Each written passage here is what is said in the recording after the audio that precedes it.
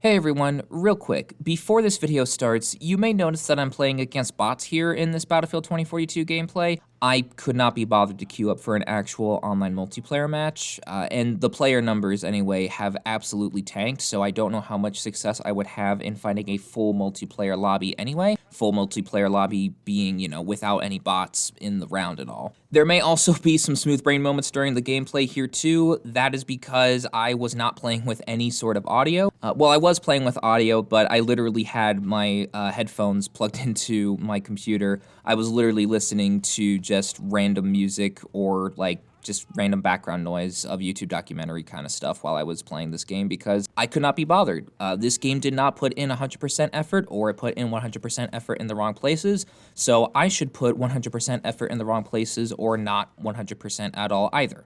So yeah, that explains the gameplay. And if you read the title of this video, you can probably guess what this video is expecting. So if you are one of the few people who do like Battlefield 2042, you might want to click off this video. For everyone else who is in agreement here or who's neutral about the game, feel free to stick around. But yeah, let's get into it. It's very rare that I feel betrayed by a video game series. And I am using the appropriate word here when saying betrayed. More than just being upset at a poor release or disappointed at what the game could have been. Betrayal is when you have put your utmost trust into something or someone only for that thing or person to backstab you in some way, shape, or form. I've played lots of video games that have left me frustrated, unsatisfied, uneasy, upset, all sorts of negative emotions. But very rarely do I feel betrayed. Very rarely do I lose all hope in a game or series. When Call of Duty Modern Warfare 2019 came out, the shift from its casual multiplayer where everybody could hop in and have a good time, to the game catering to the noobs so hard that they left the experienced players and veterans of the game series out to dry, was too drastic of a shift. The terrible map design, the forced skill-based matchmaking that punished players as they got better at the game since there was no elo score, rank, league, nothing to go after, the terrible Spec Ops mode, both regular Spec Ops and survival mode, it was clear that this game wasn't catered to fans like myself. While this was still very upsetting, I could at least turn to my more preferred and favorite big first-person shooter franchise, Battlefield. I'll admit, I did not play a whole lot of Battlefield 5, and judging by how the game was covered during its lifespan, that's a good thing. So I went back to Battlefield 4, Battlefield 1, and I even played a bit of Battlefield Hardline to quench my Battlefield thirst in the meantime. I'll save my personal feelings and experience during the hype for this game for later in the video, but Battlefield 2042 joins the small list of video games that I have been betrayed by. The straw that broke the camel's back for me was this post from the Battlefield Communications Twitter page that said new content wouldn't be coming until summer of 2022. And the fixes that they would be doing along the way are the basic core features like a team chat and a scoreboard. Who would have thought in an online multiplayer FPS we'd be getting the phrase, "We'll be adding voice chat and a scoreboard in with this upcoming patch"? I sure as hell didn't think we'd be getting to that point, but here we are. This was when whatever hope I had left for the game was lost. Why have I gone so far as to say that I feel betrayed by this game? Firstly, the marketing for the game and the early words of encouragement from DICE and EA told us that not only would we be getting a launch where the game is actually functional from day one, but it also initially showed that they understood the Battlefield audience this time. The famous reveal trailer that showed that they understood what makes Battlefield stand out, showing all-out large-scale warfare, the famous Rendazook moment in the trailer. I mean, this was the best way that Battlefield 2042 could have been revealed. And the initial marketing just kept getting better. The expertly made Exodus short film to give the world of 2042 context given that there would be no single player. The Portal trailer, do you all remember that? We'd be getting remastered experiences of Battlefield 1942, Bad Company 2, and Battlefield 3. And we'd be able to create our own custom experiences with an in-depth logic editor? Let me tell you, my mind went wild with all sorts of ideas for custom modes.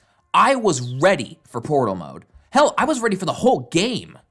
Then things started to fall apart once more time passed, and we realized that DICE and EA should have been showing off more of the game if they were truly this far into development. Doubts started to set in for many, and it looked like history was going to repeat itself. Then our doubts and fears grew once the beta was revealed. This was when we realized that this game was not fit for release, even by beta standards. In fact, the beta came out only 1 month away from the release of the full game, so essentially, we were getting a demo for what the full release of the game was like. And when that full release happened,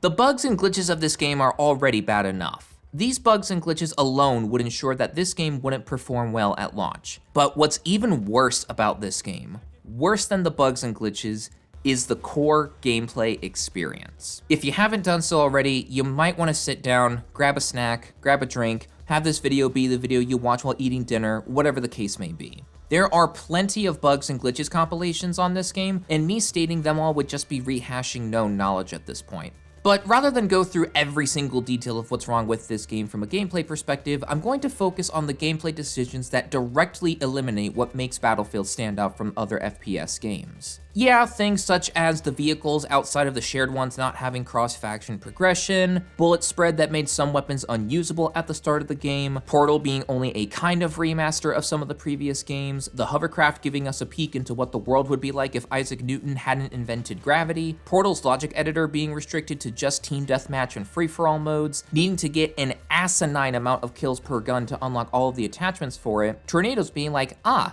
nice offense/defense you're putting up. It would be a shame if something happened to it. The fact that developers didn't think that putting capture points on rooftops at first would be an issue, this has since been patched, but still, gameplay testing, hello? The call-in system throwing a bit of a wrench to the balance of the vehicles, and more that I haven't mentioned here are all bad and annoying, but they don't compare to the larger core issues that caused this game to be going through an identity crisis. Those are the main points I want to focus on here. Starting off with what everybody is probably thinking of first, the specialists. That was something, right? Yeah, Angel does it again. Don't be sad. This is just how it works out sometimes. If I had to identify the main number one issue with this game, it's them. The specialists directly go against what has distinguished Battlefield from other first-person shooter games. First of all, they directly contradict the setting that was established before. Up until the release of the game, Battlefield 2042 was depicted as this brutal game that features a world that has been ravaged by fierce weather, causing entire countries to crumble, leaving people without a nation to call home as a result. These non-patrioted warriors, called NOPATs, fight not for any ideal or country, but simply for survival. So then why do they treat each battle like it's an airsoft or laser tag match? Don't be sad. This is just how it works out sometimes. This isn't the first time Battlefield has had an identity crisis, as Battlefield 5 had a big one with those hero-like characters towards the end of its support, but that was towards the end. This, on the other hand, is here from day one. Let's not forget some of the more goofy uniforms you can put on the Specialist 2 now either. Dollar store Woody from Toy Story looking ass. So to have this serious, gritty plot presented to us, only to hear cringy quips and one-liners from these specialists, paired up with uniforms that even non-patrioted warriors wouldn't use given the circumstances, is very perplexing. However, the contrast these specialists give to the setting of the game isn't the main reason why I dislike them as much as I do. Yeah, it's annoying and cringy, but there's something far worse about them here. These specialists directly go against what has made Battlefield stand out among other FPS games. Firstly, we went from just being ordinary soldiers on the battlefield to these established characters akin to a hero shooter. It may not seem like it, but being the typical soldier for the nation you're a part of for that round is a key component. It's not necessarily from a horrors of war perspective, as Battlefield hasn't taken that approach too many times. The largest attempt at the horrors of war angle of storytelling was from Battlefield 1, mainly in its campaign and Apocalypse DLC. What makes being your typical frontline soldier a core aspect of this game is because this is how real war would be fought. Battlefield has never been about realism. This is the farthest thing from Arma that you can get. In Battlefield, we've got things like launching allied jeeps across the map, a pair of defibrillators fixing up getting blown to pieces by a tank shell, a single blowtorch being able to repair damage to a vehicle within a matter of seconds, and more things like that. However, absolute realism isn't what Battlefield has been aiming for all these years.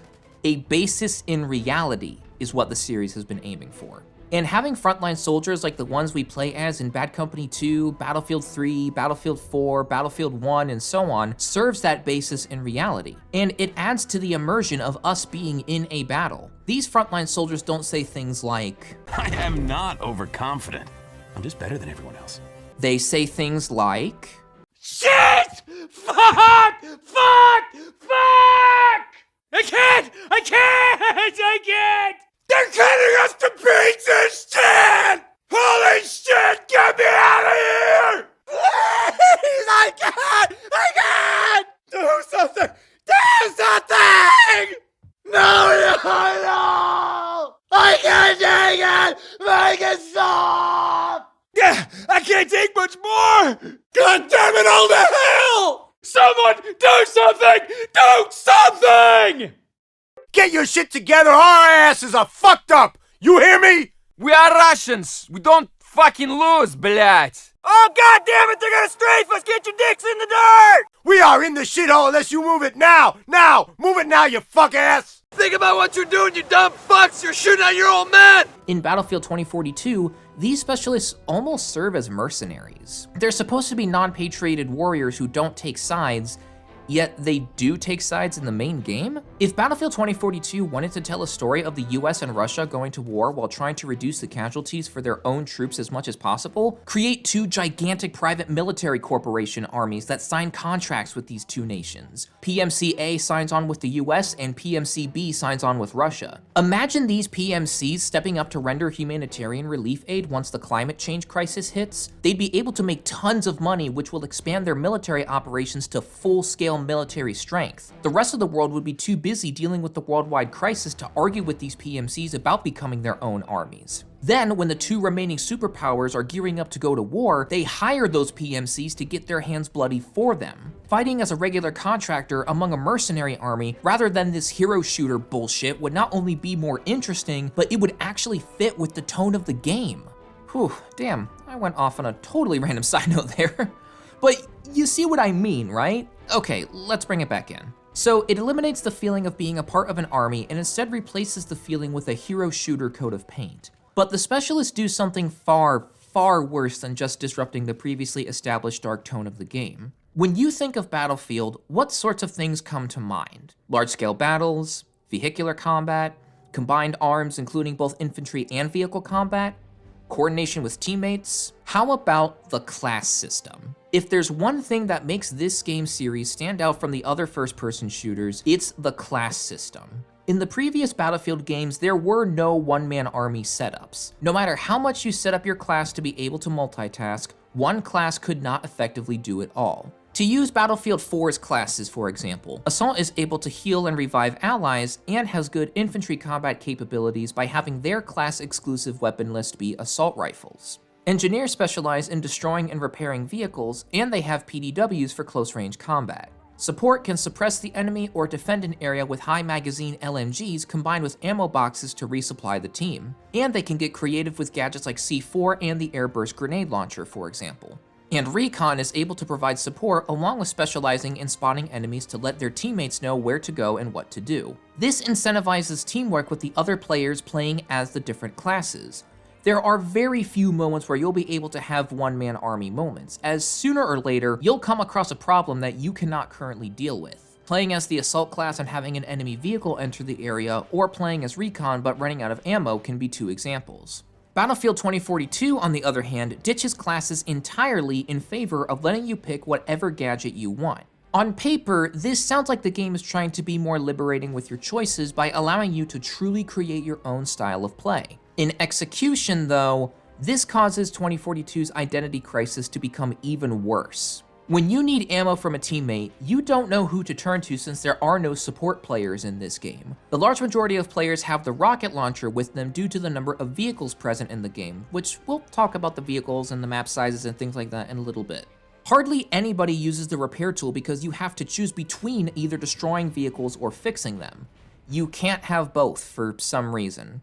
Rather than having a pair of defibs as a gadget to heal allies as a medic, medical abilities are tied to 2 specialists only. The other specialists are only able to revive their squad mates. You could argue that this is fulfilling the medic class role, but keep in mind, on top of being a medic that gives out either health or armor depending on whether you're playing as Falk or Angel, and being able to revive anyone, they can also be part engineer to destroy vehicles with a rocket launcher, or part support to give out ammo boxes. You know how I said in earlier Battlefield titles you couldn't multitask?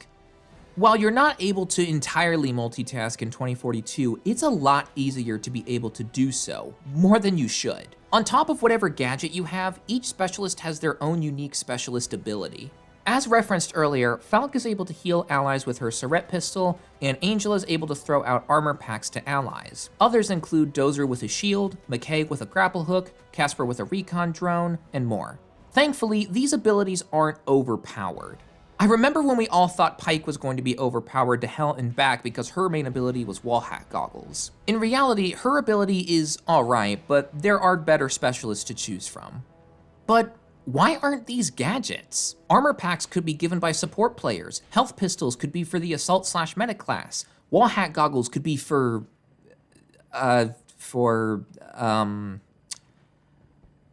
okay, you know what, take those out. The shield could be for support, the grapple hook could be for assault/medic, trading a health pack or defibs for the ability to move around the map more efficiently. Have the rocket launcher and repair tool be exclusive to the engineer. It's not that difficult. Vehicle specialist classes exist for a reason.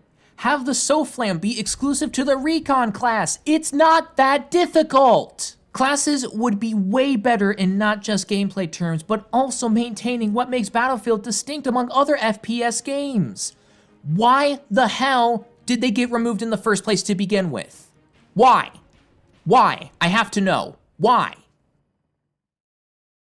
EA, are you serious right now? Look, I know you're a greedy company who will do anything to get the money moolah that you crave, but are you serious right now? Throwing away the core of what makes Battlefield, well, Battlefield, to chase the success of another competitor. That kind of shit has got to fucking stop.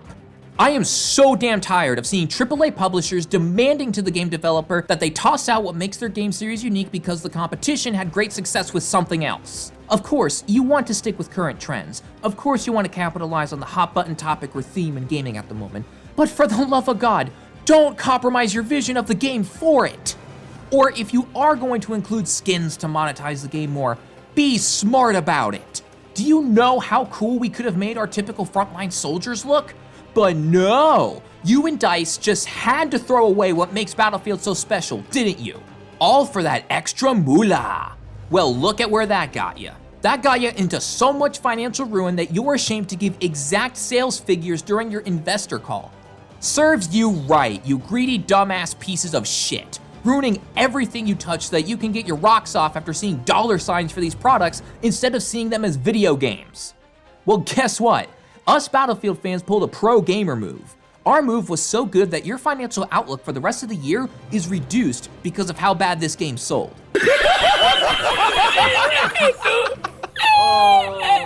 We know you looked over to Apex and Warzone and Fortnite and you saw dollar signs, the moolah. Let that be a lesson.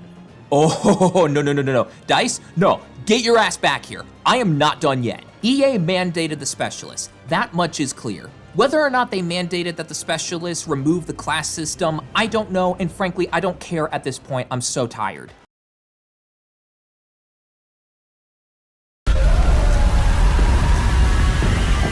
You put all of this marketing into making the tone of the game a serious one, but then you turn around and have the specialists say one-liners that makes me want to fucking scream at my TV every time Angel appears. Yeah, I get it, haha funny meme, but there are only so many times I can hear him say, "Yeah, Angel does it again. That was something, right?" before I lose more brain cells. I could put up with the cringe so long as you made the core gameplay retain its Battlefield charm. So did you do that? No, of course you didn't. We saw warning signs with Battlefield 5, but it's been brought out in full force now that the DICE we used to know, the DICE that made Bad Company 2, Battlefield 3, and Battlefield 4 is gone now. And now DICE is filled with people who only have a small idea of what Battlefield is truly like. There are some remnants that they kind of understand with Portal mode, but at that point, EA should have just realized a remastered Battlefield 1942, Bad Company 2, Battlefield 3, Battlefield 4 maybe, would have worked leagues better than whatever the hell this is. I say that, but even in Portal, you have to hear things like, I am not overconfident. I'm just better than everyone else. so maybe not. In short, the specialists have gotta go.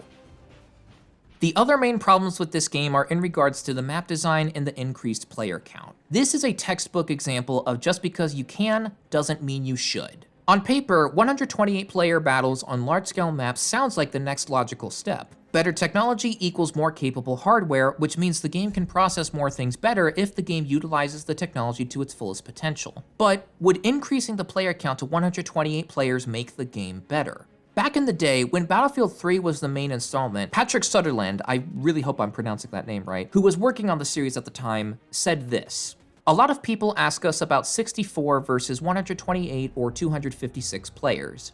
Technically, we can go to 256. We've tried it. We've play tested with 128. You've got to make a game that's fun to play, and arguably, we think that the most fun you can have is when it's between 32 and 40 players. We've done substantial research into this and tested 128 and that it's not fun. Maybe we haven't done our design work good enough, but we just feel that there's no point in going higher than 64. Now, am I saying 128 players can't work? No, not necessarily.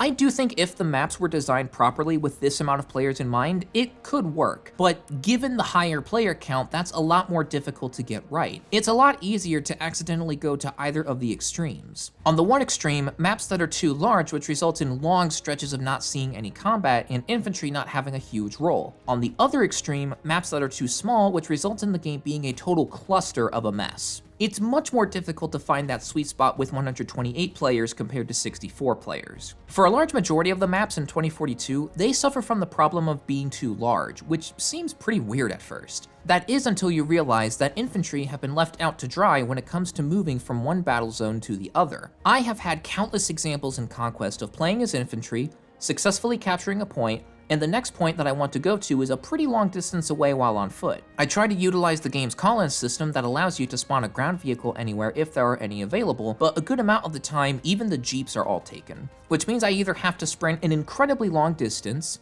stay to defend the point even though we just cleared the area, or end my free trial of existence and respawn at or close to where I want to go. If I'm in a ground vehicle like a tank or a jeep, this problem isn't as apparent because the amount of downtime between engagements is appropriate. Downtime between fights in Battlefield is a thing that isn't talked about a whole lot, but due to the insane map sizes in this game, this point was highlighted for me. Downtime in a game like Battlefield can be a good thing. After all, not everyone is going to be in the mood for a relentless bloodbath of a battle from start to finish. After capturing a point, for example, you have an opportunity to take a quick break, reorganize yourself, and figure out the next plan of attack. For a game like Battlefield, the downtime has to be long enough to count as, well, downtime, but short enough to where it doesn't bore the player. For someone who is playing infantry, more often than not, it gets to the point where it's boring because they typically have to walk across huge swaths of land to get to the next point of interest. Compare that to a game like Battlefield 4, for example, where the points were closer to one another, but the lower player count compensated for that. This means that infantry players could, for example, capture a point, quickly figure out where to go to next, and then get to that next point in a reasonable amount of time. In 2042, unless you're in a vehicle, the distance between capture points or whatever other point of interest is oftentimes too large. Continuing with the theme of infantry being left out to dry, where's the cover?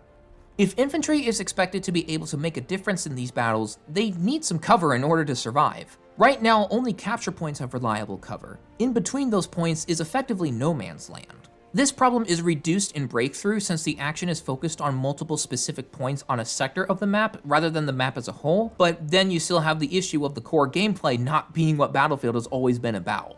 I know some people are going to be asking me about the 64-player versions of Conquest and Breakthrough. While the 64-player versions are better from what I've expected, they don't play as well as they could. The main reason being, all of the maps in the game were designed to accommodate 128 players, not 64. No matter how much you try to shrink or cut off portions of the map will still feel off, given that it wasn't originally intended for 32v32 combat. This example might be a bit old and specific, but think of Call of Duty Advanced Warfare when they introduced the No Exosuit playlist. Yeah, you don't have to worry about people flying around, but the general gameplay suffered because the maps were designed with the exosuits in mind. Because they weren't designed to accommodate for what would happen if they got removed, that playlist did not end up becoming very popular. That mentality can be applied here, even though we're not talking about the removal of exosuits in Battlefield 2042, and even if lots of people say that the 64-player version is better than the 128-player version, we're talking about the maps of the game not being intended for the 64-player circumstance. There is one more thing that I would like to touch on before this video's conclusion. I originally wasn't going to make any mention of this, but upon looking back on it and seeing for myself how out of touch DICE seems with the Battlefield community, I can't leave this unaddressed. Along with making video games, DICE seems to think that they're the chosen one for solving video game toxicity. In their quest to try and solve this toxicity, they sacrificed parts of their game that are not just expected, but mandatory in order for the game to work as intended. I'm no AAA developer, but the lack of a scoreboard and in-game voice chat seems to be a deliberate choice here. In a team-based game where you often need to communicate with your squad about specific things, the lack of in-game voice chat is rather shocking. Especially when you go into the now dead Hazard Zone mode, the lack of in-game voice chat is very apparent. A bit of a newsflash for you, DICE. People are going to be playing the game solo, so especially in a mode like Hazard Zone, they kinda need to talk to their random teammates in their squad for pretty obvious reasons. As unfortunate as this fact is, video game toxicity will always exist in some form or another. Fucking deal! I found it, and I camped it, and I fucking deal! tagged That's that like, video hey you ma, I found. played with my dick today. Nobody cares. It's not a feat. Anyone can do that. You find someone's tact insertion, Wow, you wait from the dude, spawn, you're then you mad kill them 'cause how you the went fuck 9 you and want. 23, Whoopsie kid. fucking do. Dude, you and 9 and 23. You how's it talk feel? shit like a loser. I thought you Holla, just won, monkey, yet yeah? you're talking shit like a little bitch. People will still go out of their way to message one another talking about how large their dick is because they made one person rage quit, or how they went negative in a match. But the pros of having things like in-game voice chat or a scoreboard far outweigh the cons. With in-game team chat, you can communicate with your teammates and potentially even form friendships out of moments like those. With an in-game scoreboard, you can check to see how you're performing. You can check to see if anyone's KD ratio is suspicious. You can use it for tournaments so that you don't have to manually count the kills yourselves. But no, you want to take this approach of, "Aw, little Jimmy, don't feel bad. You did good. Have a gold star." DICE is treating us like we're kids, and we're all sick of it. If I can put up with the once-in-a-blue-moon hate message saying that I'm a waste of oxygen on this planet from a salty player whose ass I kicked, I can put up with being on the lower end of the scoreboard. Yeah, it may hurt for just a bit to see yourself towards the bottom, but that doesn't mean you didn't have a good round. Perhaps you were flying jets in that game, where jet players in Battlefield games typically place towards the lower end of the scoreboard, trading getting that dopamine for performing the necessary duty of claiming aerial dominance, the true unsung heroes of Battlefield. Or to give another example, even if you didn't get 100+ kills, you may have been an absolute beast in keeping your team healed up or supplied. Or you may have spent most of the round in a scout helicopter with the repair tool, making sure the vehicle stayed alive so the pilot could keep their streak going to help out the team. So DICE's logic of saying that they don't want players' feelings to get hurt by being lower on the scoreboard doesn't even make any sense, because you can still have a kick-ass game despite that. Look, in all fairness, I do understand where DICE is coming from. I hate the fact that online video games can be so toxic too. But that's just a fact of online gaming life, as unfortunate as it is. I'll say it again, the pros of having things like in-game voice chat and scoreboards outweigh the cons. The sooner DICE accepts this fact, if they accept it at all, the better. It's clear that Battlefield is no longer the large-scale FPS game that we once cherished. The people who made the greats like Bad Company 2 and Battlefield 3 and 4 are gone now. And with greed having taken over all but the most holy of developing and publishing companies in the AAA video game market, I don't think we'll be seeing that glorious return to form anytime soon. I know my list of complaints here may seem small given how bad 2042 is. The specialist and the core gameplay aren't the only two issues I have with this game. I just feel that going over the stability of the game and the launch and all the bugs and glitches would be a waste of not just my time, but yours as well, since tons of people have already documented the poor launch of this game. One more thing I will include before this video ends, however, is just how hyped I was for this game leading up to its release. When I saw that first reveal trailer, I thought to myself, Battlefield is back. The early promotional material absolutely nailed it by showing off a dark and gritty world that was ripe for large-scale combat, but it also showed that the devs understood what makes Battlefield stand out. When things got better with the excellently made Exodus short film, and man, that Portal trailer. When that Portal trailer dropped, my mind ran wild with possibilities. In particular, when I saw that Portal would come with a logic editor to create very specific and unique changes to allow for tons of custom games, my mind went into overdrive mode. After the excitement toned down, I immediately got to work on writing down rough drafts for game mode ideas. An air superiority mode akin to Ace Combat Assault Horizons' domination mode. I would have only 3 or 4 points on the map if there were more than that. I'd make sure to raise the altitude and width in which the points could be captured so the aerial vehicles could actually do so. I would allow both helicopters and jets.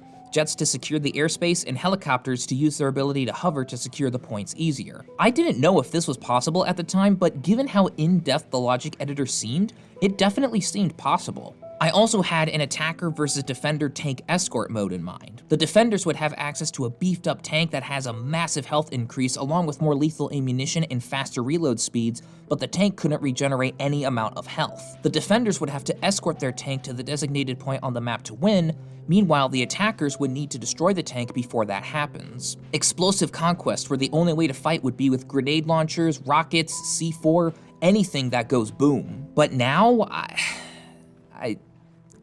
I just don't have the drive to do that. Not just because the logic editor is restricted to just team deathmatch and free-for-all, but I really don't feel like playing this game anymore. If you haven't caught on by now, I've basically lost all hope for this game. I highly doubt the logic editor will make it to the other modes in the game.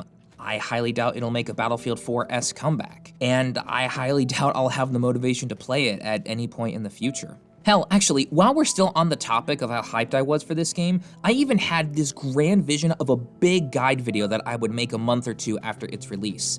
I'm talking like an entire guide of going over the vehicles, equipment, weapons, different Battlefield-specific tactics, all of that stuff. But